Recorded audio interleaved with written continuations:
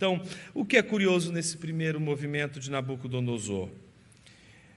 Colocar todos aqueles jovens que representavam a elite do povo de Deus num contexto em que eles veriam, em primeiro lugar, o símbolo religioso da unidade religiosa do povo de Deus ao lado de todos os outros ídolos e de todas as outras possibilidades de adoração e de culto, de reverência que acontecia no contexto babilônico. Ou seja, qual é o primeiro movimento? Ao tirá-los de sua terra, eles agora são obrigados a, nesse mundo, em primeiro lugar, lidar com o pluralismo. Deixa eu explicar de maneira rápida e precisa o pluralismo, porque eu acho que a gente ainda patina um pouco nessa discussão e às vezes quando a gente não discute bem os termos, às vezes não fica muito claro, a gente já pressupõe que pluralismo é uma questão inquestionável, e eu não acho que o pluralismo seja uma questão que a gente deva aceitar sem questionamento, de forma crítica.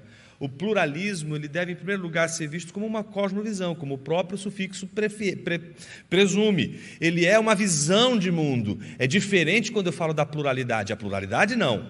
A pluralidade é uma ordem criacional, é da ordem da criação de Deus, eu não posso negar. É como 2 mais 2 igual a 4, a menor distância entre dois pontos do plano é uma reta, o todo é maior do que as suas partes. É uma ordem. Não tem como a gente negar, sob pena de ser irracional. A pluralidade é inegável. Não discutimos pluralidade, não questionamos pluralidade. Quem questiona a pluralidade, quem nega a pluralidade, nega um dado criacional, não está agindo de forma racional e, portanto, não reflete a doutrina das Escrituras. Por outro lado, o pluralismo deve ser colocado como uma visão de mundo. E como uma visão de mundo, o pluralismo não pode ser visto de maneira unívoca. O que eu quero dizer com isso? Que sequer a gente poderia falar em pluralismo, mas pluralismos. A ideia de que existem várias possibilidades de conceber o pluralismo, mas, em tese, a base fundamental do pluralismo é o princípio do relativismo. Todas as perspectivas são válidas.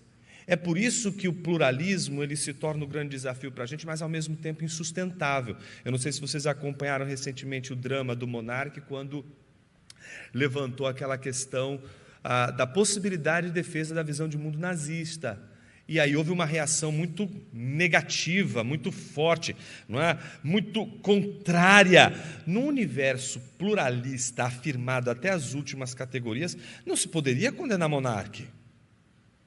Porque se todas as visões de mundo são válidas, por que não seria válida a visão de mundo nazista? Então, ela só é colocada como uma questão quando a própria comunidade que se diz pluralista não é tão pluralista assim.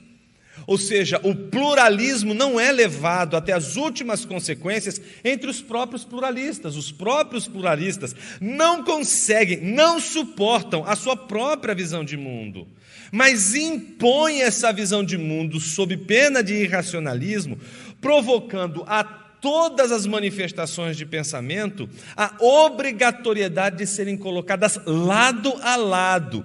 Esse movimento é muito claro em Nabucodonosor ao colocar os utensílios do templo que simbolizam o Deus único, o Deus verdadeiro, o Deus que está acima de todos e que não nega a pluralidade, mas jamais seria uma teologia amparada por um pluralismo dessa natureza, é forçado a colocar, a ser visto ao lado de outros tantos deuses. Então imagine que esses jovens, essa elite, agora está num outro universo, e nesse universo pluralista, tá certo?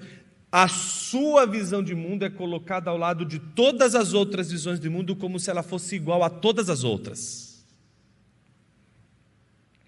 Então isso é provocar nessa elite a ideia de que, olha, o pluralismo ele não parece ser algo que compromete a visão de mundo bíblica.